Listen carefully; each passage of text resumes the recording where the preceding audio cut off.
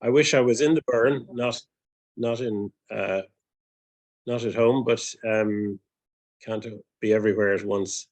I've spent many times and many visits to the burn, all of them memorable, different times of year, and always find something new and fascinating down there. So keep up the good work, Burn Bio, and I'll just introduce you to the talk. So this book is, as the introduction mentioned, is the third one in a series, what I call the Wild series, which is really about different types of natural habitat in Ireland. And I've tried to outline the fascination that I have with them, my own kind of personal exploration of these habitats, and something about the history and the archaeology as well, which I think is always fascinating, certainly to me.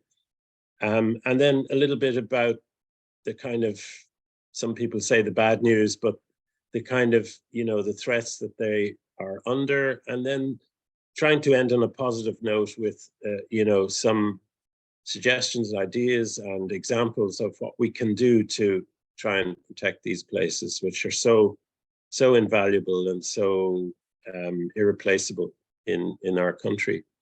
So the third book is about rivers and lakes, and it started really during COVID, actually, when we were all supposed to be staying at home, and I kind of decided I couldn't stay locked up in my house. So I decided I'd go and explore the biggest river in County Wicklow.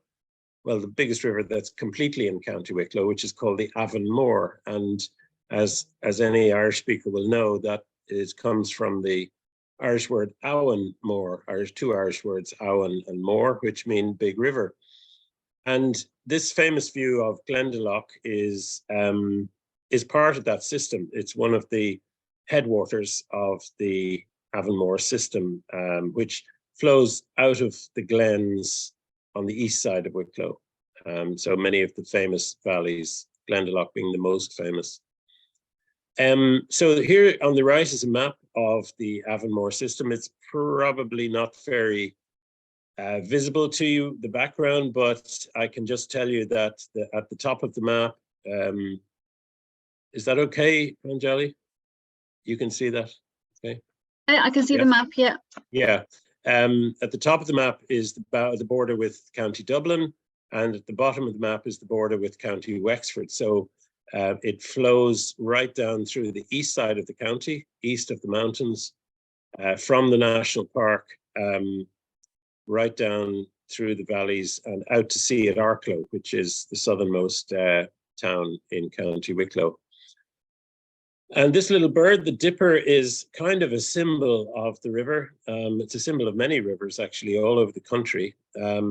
Very much a river bird. It's associated with the fast-flowing sections of the rivers where there's lots of broken water, lots of white water like this, fast-moving water where there is an absolutely abundance of insect life, clean water, and insects living on the bottom of the riverbed in among the stones.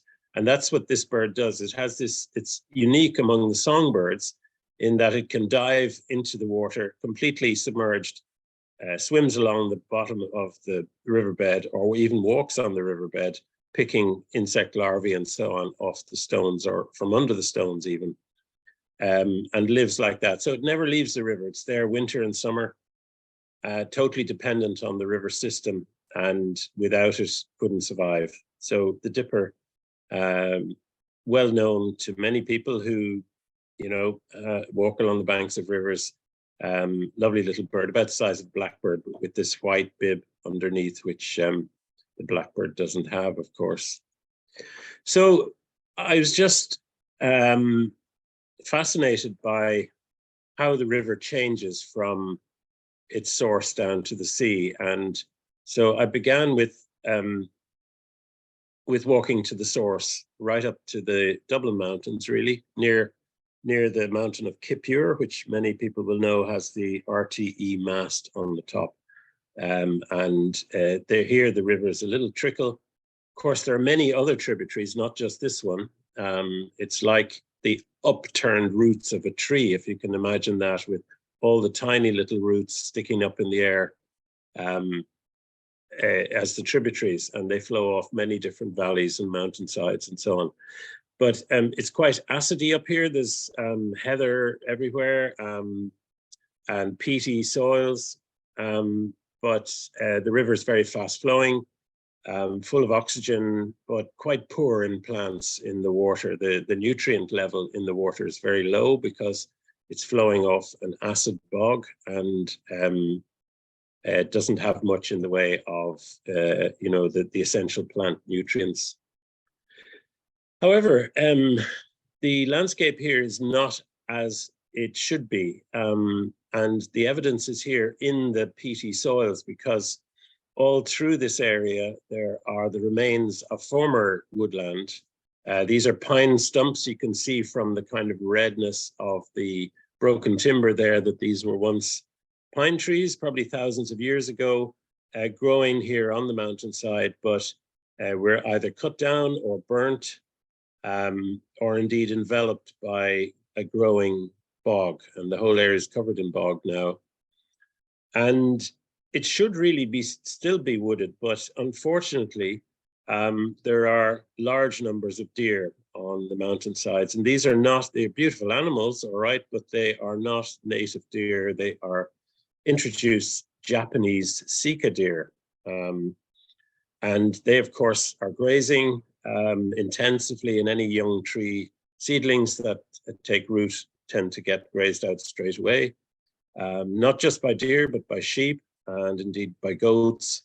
And then all of this is made worse by burning of the hillsides, which happens on a regular basis, particularly in the spring months when the farmers want to burn off the gorse or the heather and get young grass growing for the sheep. So all of that has led over decades and generations to a really impoverished mountainside with rivers flowing off degraded bog like this, which is heavily eroded. So it's not a pretty picture.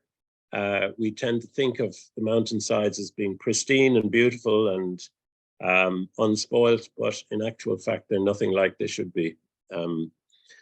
There are actually places, though, where trees do survive, and they tend to be in these gullies, which are maybe protected from the wind a little bit, and perhaps on the cliffs and so on, where they're out of reach of the mouths of deer. And they manage to grow in incredibly limited soils, in just growing out of cracks in the rock very often. These would be rowan trees, mountain ash, birch mainly, and pioneer trees like that. So you can see that the river is starting to fall down now quite steeply into one of the valleys. And this one happens to be a very beautiful valley called Lugalaw, which many people will know if they've driven across the Wicklow Mountains and looked down into this deep valley where we have a lake at the bottom called Loch Tay. And you can see the river on the right here flowing into the lake, a lovely kind of sandy beach at the bottom. And that group of trees in the middle there is actually a group of aspen trees, which are a lovely native poplar. Actually, it's a poplar tree, which has the fabulous name Populus tremula, because the leaves tremble in the wind. And it's really fabulous to see in the summer months. So I walked down here, and as COVID kind of, the restrictions kind of, if you like, became a little bit more loose, I started to share the walk with other people. And one of those is a poet, a friend called Jane Clark, who's, you could say, a full-time professional poet, which is a great thing to be. Has published a number of books, including one just recently, which has a number of poems about the river Avonmore. And I was very fortunate to be able to include some of her poems in my book.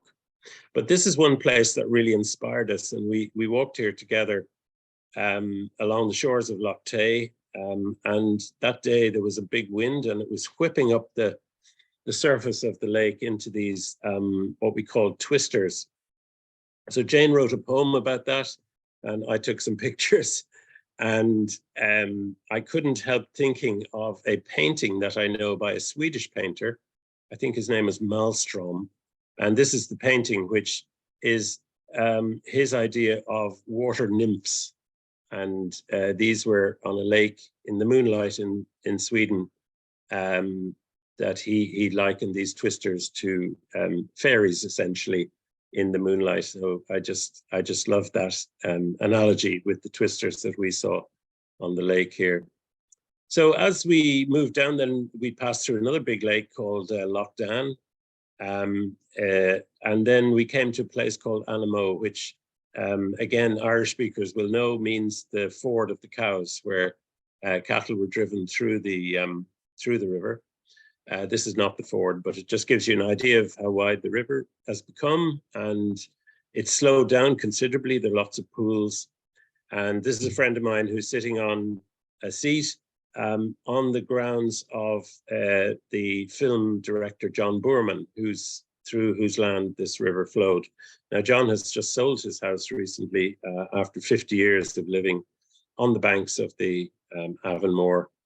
And this was his favorite spot. He used to sit here and just gaze at the river for hours. And I can see his fascination there. So we're into the middle section of the river now, which is much slower, although there are patches where it speeds up, where you've got rapids and loads of boulders in the river. And then there are pools and long glides, which is the kind of typical sequence that you get in rivers. You have the rapids, you have the pools at the top of the rapids, the fast flowing rapid, and then a long glide, and then another pool. And that sort of 3-part sequence repeats itself over and over down along the river. As you can see, it's extremely heavily wooded a lot of the way, much of it native woodland with lovely oak trees and holly trees all hanging over the river. And this is one of the attractions for this bird, which is called a goosander. And many people will not have seen this bird because it's quite rare in Ireland. There's a more common relative called the merganser, which is a red-breasted merganser, it's known as. This one is called the goosander. And this is the female, as you can see, with a family, a young family that have only just left the nest. And these birds, they nest in holes in old trees hanging over rivers. They're very specific in their kind of housing needs, shall we say.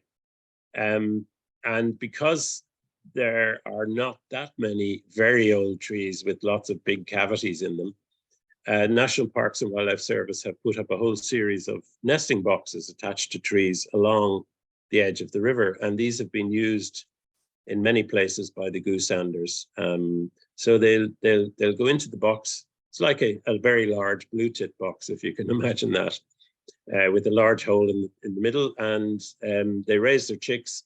And then when the little chicks are only about 2 or 3 days old, the female goes down onto the river below and starts to call them. And of course, they know her voice and they're listening. And one by one, they jump out of the hole in the box and land in the water. And it's incredible. They can't fly or anything. They just sort of float down. Fascinating to watch them. And then they swim off down the river after her.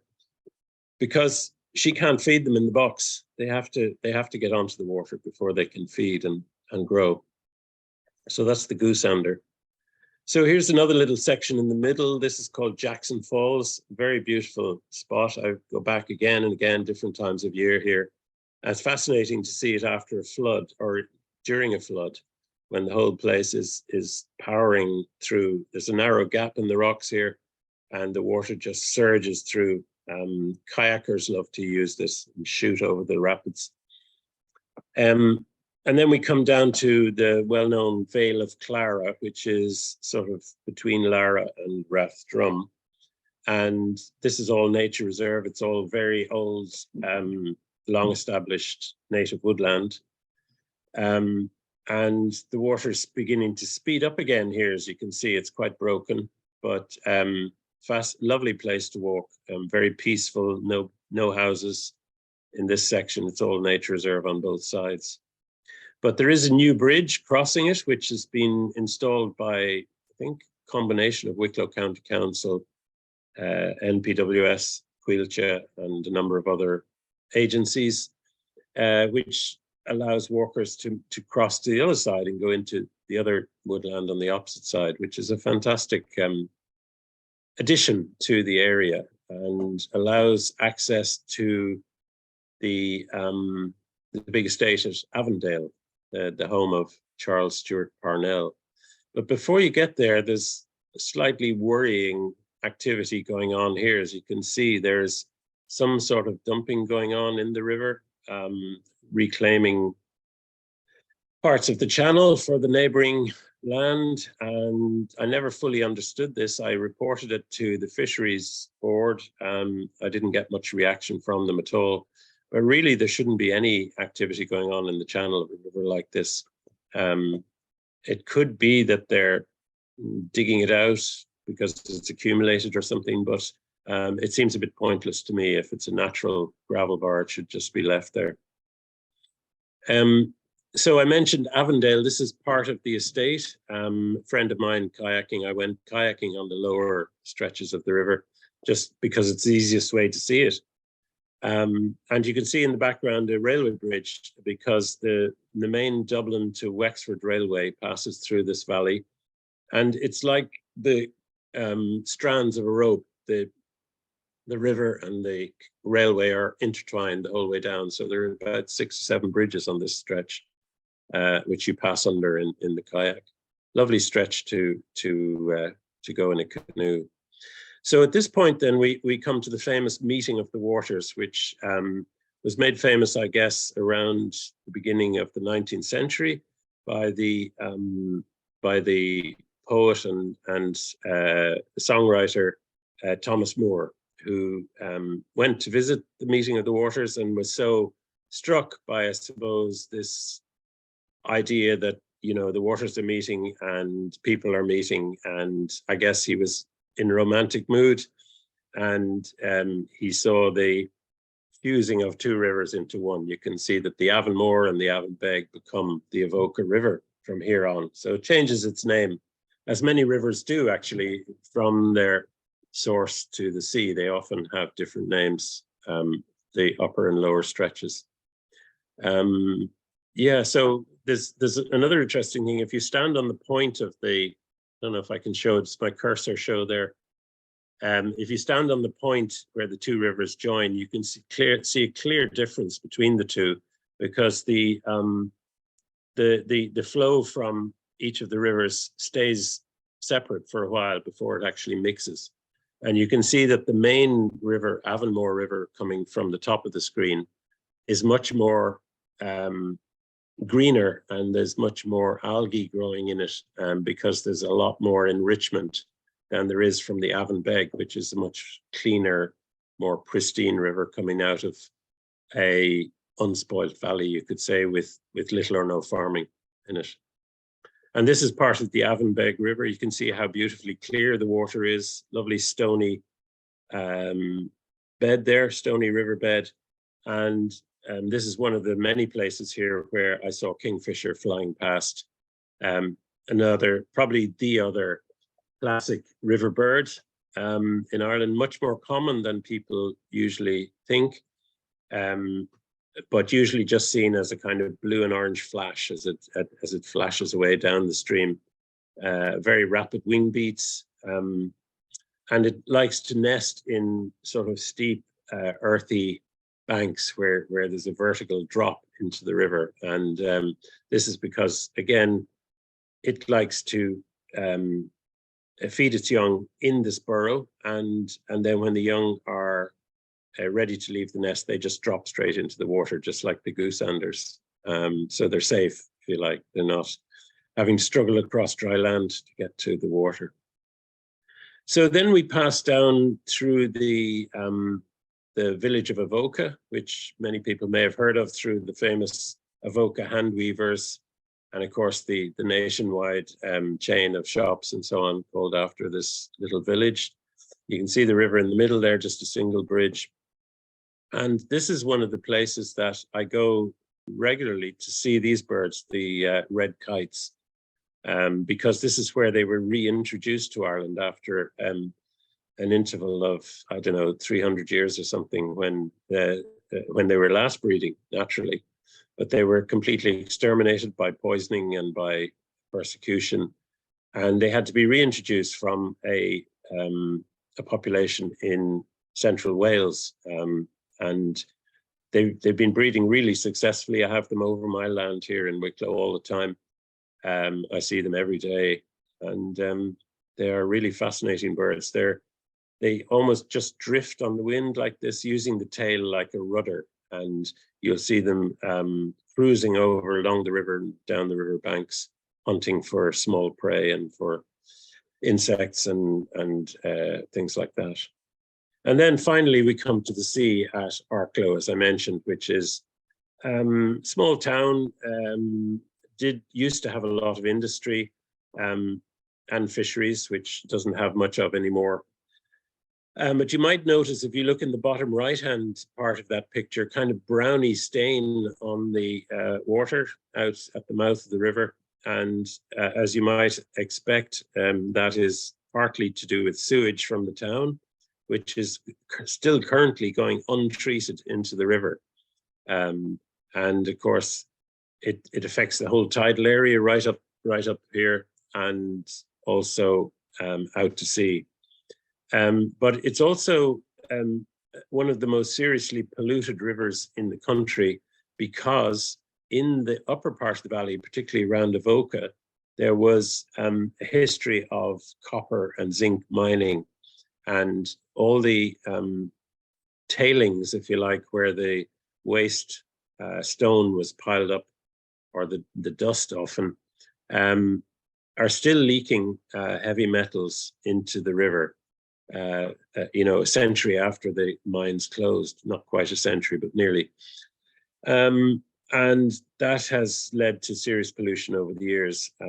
But it is improving, and fish are getting through into the upper catchment, and things are looking a bit better for the future, because there's a new sewage works being built down on the right-hand bank there, and that should be open in about a year or two, and things should look better in the Avonmore River.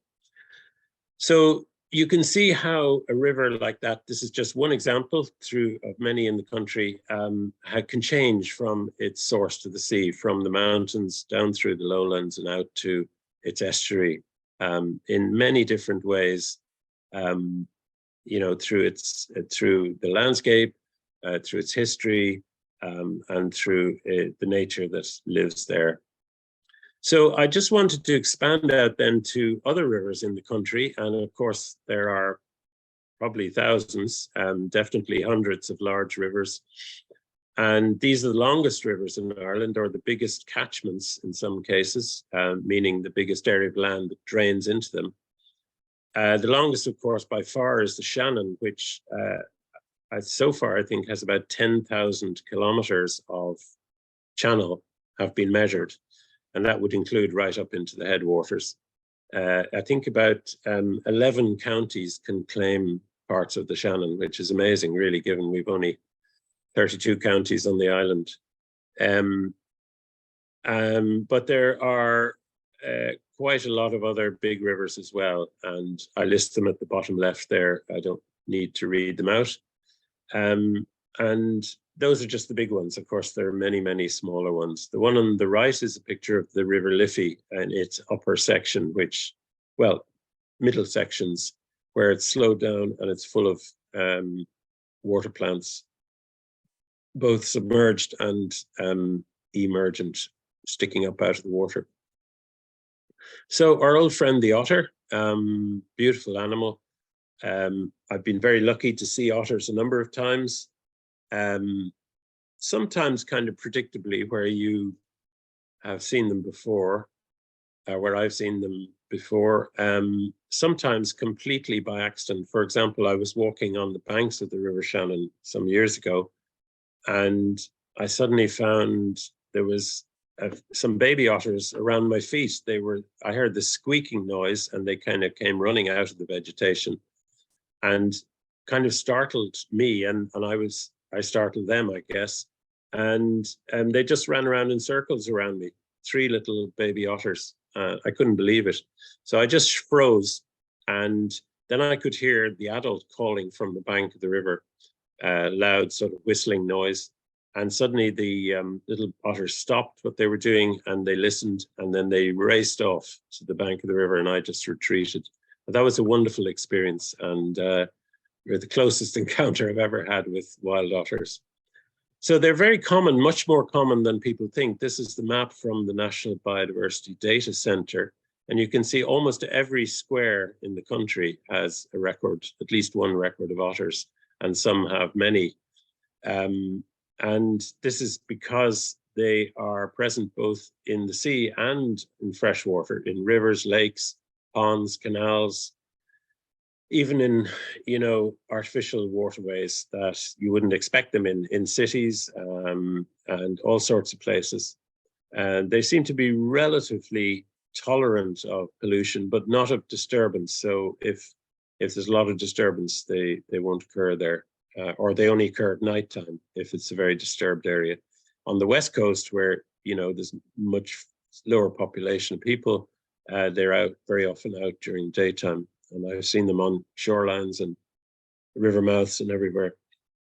And this is the sort of place you'll see them on rivers, where you find them on rivers, because very often you just find the signs rather than the actual animals themselves. So they might use this little weir, which is an artificial structure, as a sort of place to go fishing in that pool above the weir. Or they might wait for fish to jump over the weir. And they'll often use the bridges as places to leave their droppings, as signs to other otters. So it's like almost leaving a telegram for the next otter who comes along saying, I'm an adult male and I'm on the lookout for a female, or don't come into my territory, or whatever the message is contained within the odor that's in their dropping, which is an amazing thing, really, that they communicate by smell as much as by meeting each other. So, there are plenty of artificial structures in rivers. I'm just looking at the time here. Yeah, just past 1:30, so I'll speed up. This is a small weir in County Down in Northern Ireland, but you can see in the background a mill which has been restored, beautiful mill wheel at a place called Annalong. And at one time, a century or two ago, there were water mills on almost every river in the country. And you can often see this in the place names, places like Mill Street and Milltown and all of these names. And these, of course, were essentially using renewable energy. They were using water power to mill corn, to crush stone, to power saws, to cut up timber, all kinds of jobs. And most of them, of course, are derelict now or completely gone. The buildings have completely gone. But there's a whole story to mills in Ireland, some of which is a sad story, but others have been restored and are really worth visiting and seeing how they worked.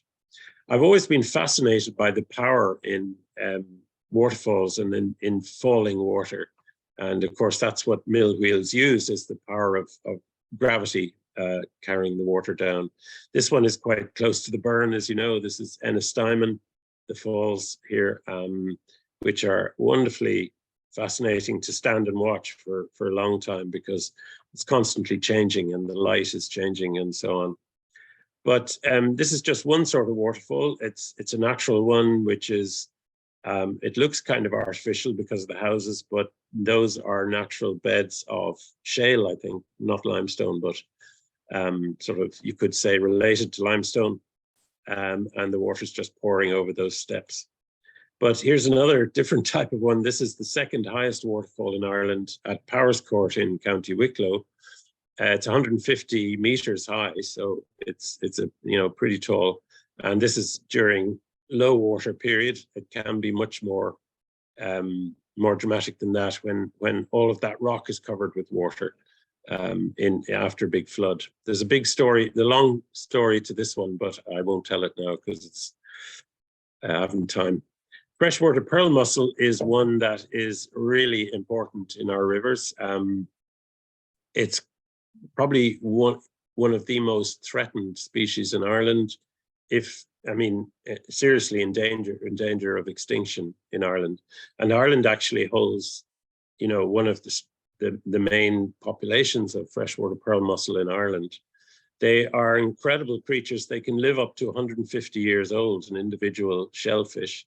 These ones are filter feeding the water here. You can just about see their shells are open to the water and they're sucking in water and feeding from the plankton. They've even got little snails attached to them. But they have a really complex life cycle. They need clean water. They need clean gravel like this, where they can, the small baby mussels can settle. But they also need to be able to attach to the gills of salmon or trout, salmon and trout. And very often the population of salmon trout aren't there to support them. So, but the biggest problem is pollution in the rivers. And I'll come on to that in a minute. So migratory fish are key in the rivers because not only are they, important food, like here for the heron, this is an eel, common wild eel that it's caught on the riverbank. But they are also carrying nutrients up from the sea, either like the salmon that are spawn in the upper reaches of the river and then go out to sea, or like the eels which spawn at sea and then come in as they mature, come back into the rivers. So in either case, they're carrying nutrients backwards and forwards. But unfortunately, many of them don't make it. A lot of these eels end up dead on the riverbank, or can't cross barriers in the river. I just say something brief. Most of the talk is about rivers, but I'll also mention lakes. And of course, many of the species I've talked about, the otter, the fish, and many of the birds, are also common to lakes. And as you know, lakes are really just rivers that got blocked along the way. If you think of the Shannon, and its big lakes, they're really just places where the rivers slowed down and spread out. And this is a place called Guggenbarra in the upper reaches of the River Lee. I think it's actually almost near the source of the River Lee in Cork. Very important for angling. Many of these inland lakes, particularly the north and west of the country, have hugely important resource for angling and something that we really need to protect. The plant life in lakes is often richer than in rivers because they're much more nutrient rich. They have, higher in phosphates and nutrients for plants. So here you see water lilies floating on and common reed growing out of the water. So lakes come in all sorts of shapes and fashions. You've got these lowland lakes, which are often full of reeds. This one in County Sligo. And then you have the nutrient-poor upland lakes, like this one in Donegal. This is, that's the right-hand mountain there is Errigal Mountain in the background, which is famous peak in the center of Donegal. So huge history associated with lakes. This is a reconstructed lake dwelling in, actually it's in the National Heritage Park in Wexford, where people used to retreat onto little islands that they had either found or constructed in the lake, and they had defensive walls. And, if they were attacked, they'd retreat out here with their animals and their families and maybe survive until the threat had passed. And then, of course, the lakes contain many remains that were kind of, if you like, preserved in the sediments in the lake bed, everything from, the pollen record of past woodlands right through to the, artifacts like old log boats and things that are found in the beds of lakes. Reeds themselves are hugely important, or have been in the past, for thatching. Almost every country house in Ireland was thatched at one stage, mainly with reeds, but also with oats and various other things. But these reeds were harvested, and it was like a renewable resource. They grew back again the following year. And the reed beds have very important, value for wildlife too. This is one of the species that likes to nest in reed beds. I couldn't pass without mentioning dragonflies. These are wonderful photos by a friend of mine called John Fox, who is really professional and just spends hours out photographing dragonflies. I love just sitting watching them hawking up and down. And these, of course, are predatory insects, so they're hunting other insects. They're like the birds of prey in the bird world. I couldn't pass without mentioning ponds. Like miniature lakes, they very often hold all of, a selection of the same plants and animals that you would find in a bigger lake, but in a much more accessible place. So, for example, you'll find, in February, any pond that's dug will usually be colonized by frogs. And I went out one night in February here, and I could hear the croaking noise. So I went down, had a look, and there was the activity going on, laying their spawn for the following year. And then we discovered later in the summer we had newts in our pond as well. So that's great too. And, they're fantastic places for education for children and adults of all ages and abilities, to just dip a net in and put it on a white tray and just see what lives in there. An amazing resource that, is easily created if ponds are not there already. So a little bit of bad news to finish off on. Well, maybe not finish, but, rivers in Ireland are in a very serious condition. I won't go into all of this, but I think you can read for yourselves that in the last 40 years, the number of what we call pristine rivers, in other words, perfectly clean and unpolluted, has declined from 500 rivers down to 20. Can you believe that? In 40 years, and the steady increase in the amount of pollution. But not all of it is coming in like this in pipes. A lot of it is coming in what we call diffuse sources. So it's coming off the land, very often originating from heavy fertilizer use, or from the runoff from slurry spreading, or from tanks of various kinds. And just filtering down through the soil and into the river. And, things have got a lot worse in recent years, and really there needs to be a serious stop put to this in some fashion that is not going to, if you like, penalize the landowners, but they need to be helped in order to reduce the level of chemicals going into the rivers. One way that you can protect the watercourse is by planting trees around it. And this is just an indication here. You can actually see in the center of that photograph some polluted river there. There's a lot of algae growing in that stream.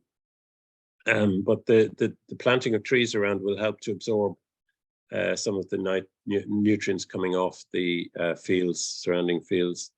And then I have to mention the ongoing damage that's been done by the arterial drainage program in the country, which is based on totally out-of-date legislation, which gives this government body the power to basically destroy habitat like this along a river. And in the name of maintenance, what are they maintaining it for a few landowners on the banks who don't want their fields flooded? Anyway, there's a lot of discussion going on about that. I mentioned barriers, and this is probably one of the biggest ones. Ardnacrusha power plant on the lower Shannon, just upstream of Limerick, which is, the biggest hydroelectric station in the country, but in actual fact only produces 2% or less of the national demand for electricity, now being supplied by many other sources. And you could argue that it's totally outdated and really should be removed and replaced with wind energy or solar power or whatever. Because if you look at the bottom left-hand picture, this is a friend of mine called Dr. Will O'Connor, who is a fisheries biologist, and he finds large numbers of eels dead on the banks of the river just below the power station because they can't get through the turbines. They just get killed in there and washed back downstream. And they're trying to move up the river just like any other migratory fish would. So there's a whole lot of sources, and it's incredible the number of barriers that have been identified. And many of them are completely outdated, are no longer, like, for example, the weirs at old watermills, which are long since disused, but could be removed. So this is really how the Shannon should look, and can look in upstream in parts of the Shannon Callows, where every winter it swells out, or almost every winter it swells out and floods the surrounding fields, which have been like that for thousands of years and should continue to be. And then in the foreground, you have this lovely wet woodland, which is flooded as well, and a whole plethora of wildlife associated with that. So, we need to defend our rivers and our lakes and ensure that they stay the way they are for another 1,000 years. So just take home message. I can't give everybody a copy, I'm afraid, but you can get all 3 books in all good bookshops. The latest one is the one in the middle, Wild Waters, which I've just been talking about. So I hope that's okay. Sorry, I went on a bit longer than I said. That was fantastic, Richard. Thank you very much. Okay. Fantastic and sobering, of course, with all the reality on the ground and the state of the rivers. But you really brought home the message and put, really well put presentation, and of course, really beautiful photographs, compliments to your photographer. It really makes the picture clearer, the wide shots and the aerial shots to be able to see rivers like that. It's a privilege. So thank you very much for that talk. For any of the listeners, please, if you have any questions for Richard, feel free to put them into the Q&A or the chat sections on the Zoom call, and we have a few minutes to ask these questions. John McCullough is asked if Powerscourt waterfall is the second highest in Ireland. Where is the highest? I knew somebody had asked that. Yeah, somebody will catch you out. Glencar in County Sligo, quite a popular tourist destination just outside Sligo town. Okay. On Lough Gill is the highest. I don't know exactly how high it is, but it must be 150 plus meters. Made famous by Yeats, of course, in many of his poems. Yeah, very good.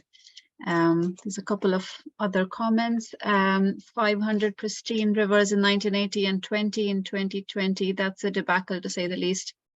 Most likely 0 pristine rivers by 2030 or earlier. Thanks, Richard and host.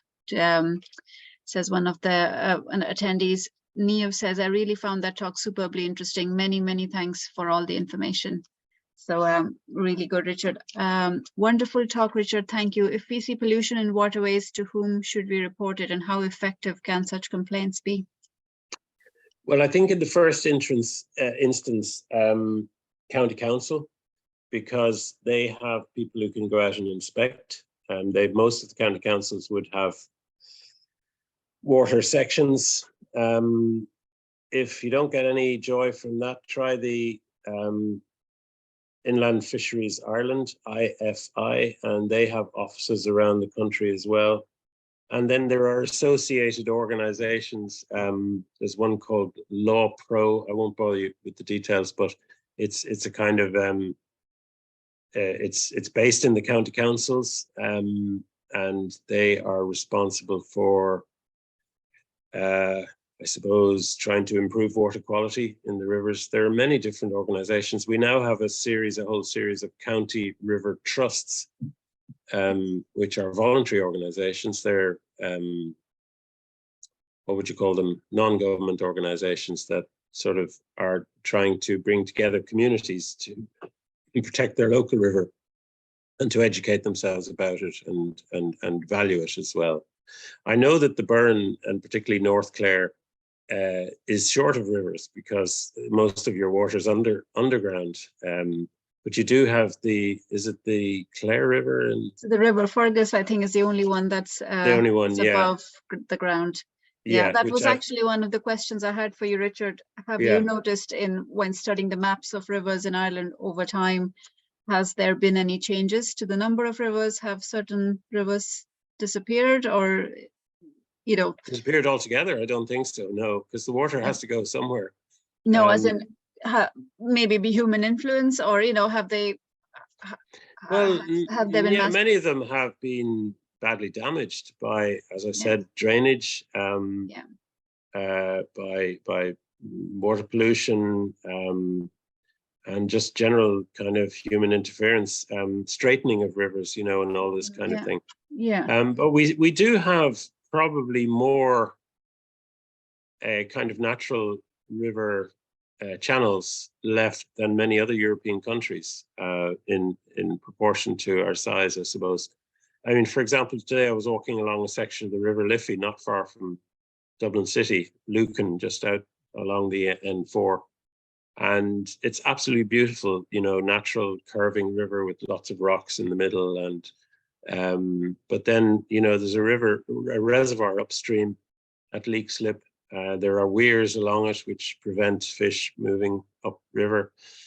And there's quite a lot of pollution on the River Liffey further downstream. So it's not in perfect condition, but it hasn't been drained as such, you know, like many European rivers have been turned into kind of lifeless canals. So we're quite lucky in that sense. Yeah.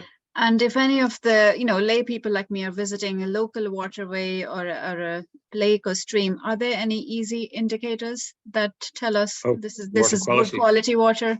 Apart from the obvious, like the weirs and obstructions. Depends if it's an upland or a lowland river. I mean, in upland rivers, you don't expect to see much vegetation or algae or anything like that, because the water generally is, well, in most mountain areas, is kind of acid because of the peatland that it's draining off. But if you do see a lot of green algae, something like that, then there's something wrong. It means there's too much fertilizer or something going into the river. In the lower parts, again, you know, excessive growth of green algae is often a sign, or even worse, if it looks really cloudy, you know, and white, the river, there might be something, you know, being released into the water upstream in one of the towns or some industry or something like that. Sometimes you'll see a lot of foam on the surface of the river, but just don't assume that's pollution, because it can be just the result of a waterfall or, you know, fast flowing water that produces all these bubbles, which disappear further downstream. So other indicators, I suppose, lack of animal life is often an indicator. You know, if you don't see any fish and you don't see any insects over the water or anything like that, it could indicate there's something wrong. Yeah, that makes sense. Naji has asked, how many rivers are in Ireland? I think you may have mentioned this in the talk. Couldn't tell you. Tens of thousands, hundreds of thousands, probably. Okay. Depends what you call a river, you know. Yes. I mean, you know, and then is the river that flows past my farm here, is that one river or is it multiple rivers? You know, because it changes as you go upstream, it forks into many rivers. So I suppose you could measure the number of rivers above a certain size or length or catchment area, and you could count all those up, but I don't really see the point in doing it, actually. And is there such a thing as the most pristine river? Have the 20 that are pristine, are they ranked? And which one would be the best? That is a good question. I must find that out. They're probably most of them in the west, I would think, you know, coming off the hills where there's very little particularly where there's no forestry on the hills. I mean, forestry is, you know, very, very common in many of the Western hills, but there still are some catchments that have a low level of forestry. Forestry has the effect of acidifying the water a bit too much, because they're conifers and because it's concentrating, you know, acid into the soil and so on. And then where peat is eroding off the hills as well due to overgrazing in the west, that can be a problem as well. So yeah, I would say probably the majority of them are in the west. Yeah. Okay. Yeah. Great, thanks, Richard. Elizabeth has asked, will there be a 4th book in your series? No, not in this. No, it's a trilogy is 3 books. So yeah, that's all it's going to be for this particular series. Yeah, but I am writing other stuff and eventually something will appear. But I don't like to talk about new books until they're pretty well 99% done, because sure. That's then people understandable. start asking you, where is it? It isn't finished. And, you know, all that stuff. No pressure. Yeah. No pressure at all, no. Jared has asked, you have a release date for Wild Waters availability on Audible. Loved reading the books and find them great also to listen to. Also, massive thank you for introducing me to Robert Fraser's The Way That I Went book from Wild Shores. Oh yeah, the other books are on Audible. I'm not sure if Wild Waters is, but probably is. Yeah. Okay. The first two, Wildwoods and Wild Shores, were read by an actor, a northern guy, whose name I've forgotten.